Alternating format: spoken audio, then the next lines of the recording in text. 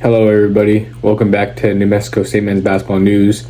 I'm Marshall, and in today's video we're going to be talking about another former Aggie. I like making these style of videos where I detail former Aggies and their Aggie career, and if they're at any other schools prior to NMSU or after NMSU, kind of talk about that, talk about their careers there, and then also professionally. And Clayton Henry is going to be a guy that played at another college before he was at New Mexico State. And he also played professional basketball as well, so let's get right into it. So Clayton started his college basketball playing career at Palm Beach State College, a junior college, and his sophomore year there, he averaged about 10 points per game, was a great leader for the team. He averaged about 5 points his freshman season, so a pretty solid junior college basketball player overall, but he deserved to be playing Division I basketball, and he proved that. And, right after that, he was at New Mexico State and did a lot of great things for us winning-wise. His first season at New Mexico State was the 2018-19 season, was actually my freshman year of high school. So I didn't really keep up with the Aggies at the time, but I knew that they were in the NCAA Tournament that year. They were 30-5, 15-1 in conference play for the WAC. They actually lost the first conference game of conference and then went on a 15-game win streak in conference play, and it was thanks to Johnny McCants hitting that half-court shot buzzer beater against GCU to beat them 75-74. That got them their first win. They were 1-1 conference at the time, and then won 14 straight to that. Clayton Henry was also a big part of that team. Did a lot of great things. Averaged about 5 points per game, just over 5 points at 5.4 points per game. Was able to get some valuable playing time. Just was great overall for the team. Unfortunately, we've discussed that season multiple times on the channel. They lost to Auburn in that first round game due to missed free throws, and then Tripling Queen, who we've made some videos about, was actually the most recent video. Missed the last shot. But Clayton Henry was a great player for us, great rebounder overall, his 4 years in New Mexico State, and a great defender as well, just a great player overall, pretty good on offense as well, just a well-rounded basketball player and someone you'd love to have on your team, especially at the college level. His second year at New Mexico State, which was actually supposed to be his last season, he dealt with a lot of injuries, only played in one game, scored 8 points in that game, like I said, only played that one game, so he redshirted. So like I said, he had the injury, he was dealing with a whole lot, then the COVID pandemic happened. He was part of that 25-6 win team when they won 19 games in a row at the end of the season, but he said he only played in one game. Not sure what game it was. Hopefully it was a game they won, not too sure. So he's a part of that team, but just wasn't able to participate or play anything like that, so he came back the next year to the Aggies, and they weren't as great. They still were 12-8. They started off conference 0-3, didn't make the tournament that year. I believe GCU beat them in the WAC tournament, which they weren't accustomed to losing, especially GCU, thinking that they were a rival of us or whatever, being, the top. Us and them, we were the top teams in the WAC. Came out the next year and beat them and made the 2022 NCAA Tournament, which Clayton Henry was a part of that team as well. But during the 2020-21 season, Clayton Henry had arguably his best college season, averaged about 8.2 points per game. Just did some good things overall, but wasn't really part of one of the better Aggie teams, so isn't as well known or familiar to a lot of Aggie fans that season. But like I said, the 2021-22 season, he was a lot better.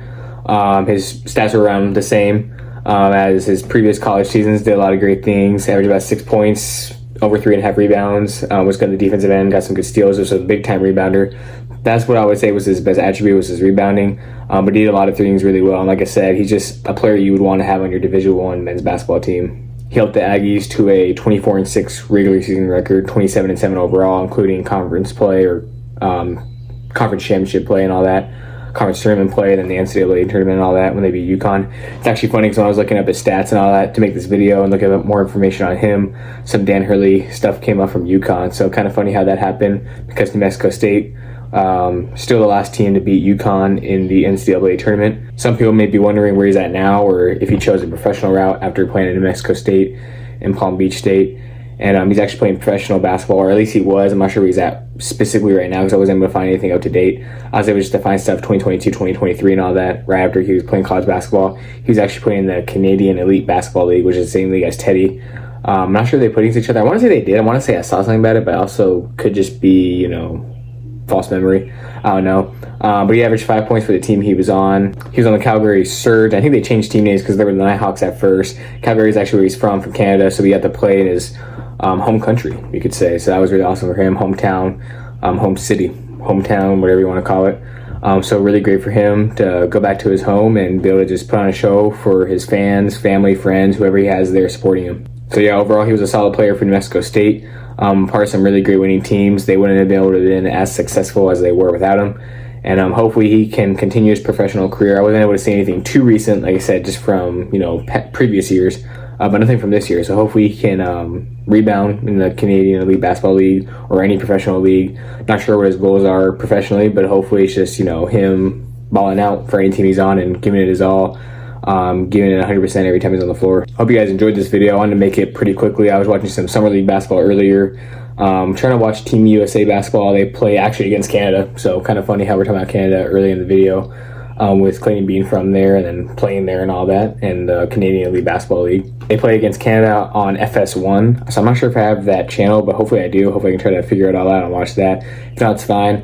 With it being the summer, there's not a whole lot of things to watch. I've been watching actually a little bit more MLB than I'm accustomed to. Watching NMSU baseball this past year, Keith Jones Jr., Keith Jones II really got me into that. I was actually thinking of making a video on him.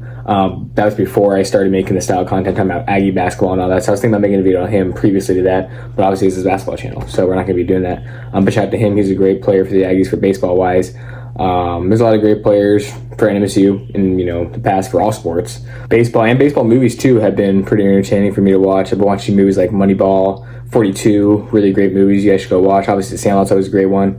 Just watching a lot of sports movies in general because there's not a whole lot of sports on. Like I said, I know the MLB's on, but that's not always my main thing. I did actually play baseball a little bit growing up, or I was gonna say t-ball, wasn't t-ball. Played on the pitching machine. So if you guys have played on a pitching machine, let me know in the comments. I was watching Bronny play for the Lakers in Summer League. A lot of the guys looked rusty overall. Hopefully Bronny can just continue to improve and develop for the Lakers and quiet the haters. Really appreciate you guys for watching this video. Pretty quick one, which you guys are probably accustomed to. I'm thinking about making a video on Wendell McInnis Jr., who's a former Aggie and arguably one of the greatest Aggies ever. Well, he's one of the greatest Aggies ever, but arguably the greatest Aggie ever. Averaged about 18 points per game his senior year. Was a double-digit scoring machine throughout his entirety of his college career. I think the only time he didn't average double digits in scoring was his freshman year, I believe. Could be wrong on that, but I'm pretty sure from his sophomore year on, he averaged like 11 or 12 points or more. So I'll talk about him. Also want to talk about William Benjamin. Obviously his son Deuce played for the Aggies, and the whole hazing incident happened and all that, but his dad was a great player for the Aggies, great defender. And I actually heard he had a tryout for the Lakers because he is a head coach for the Las Cruces High School Bulldogs. It's actually weird. It's spelled Bulldawgs, so I guess they're just cool like that. They have an Instagram account. They have Instagram accounts called Dog Season and all that. But he's a great coach there. He's won multiple state championships. With Deuce, he won one, and then he's had some great groups there. He's turned some players into great Division I players and just great players overall.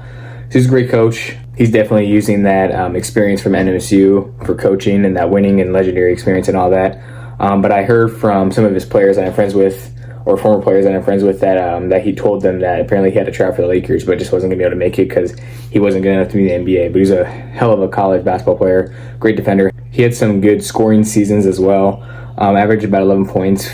Some seasons, I think he averaged almost 10 points sometimes. I'm not sure what his whole career averages were. Maybe it was over double digits. I'm not sure. But we'll make a video on him. If there's any other former Aggie greats or legends that you guys want me to talk about and make a video on, let me know, and I'll do it. With that all being said, that's going to close the video. Really appreciate you guys for watching today's video, and I'm out.